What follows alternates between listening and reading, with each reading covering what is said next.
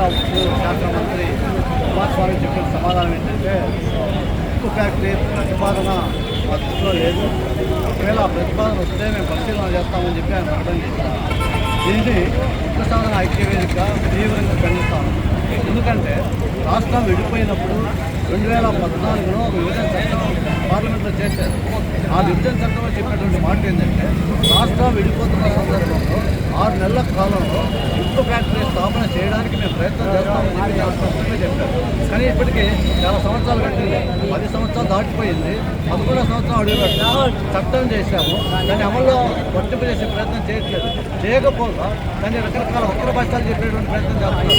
మేము అడుగుతున్నాం, 2018లో BJP Rayalaseema declaration ఇచ్చింది. రాయలసీమ డిక్లరేషన్లో ఏం చెప్పారు? కడప ఉక్కు ఫ్యాక్టరీ ఏర్పాటు చేస్తామని చెప్పి హామీ ఇచ్చారు.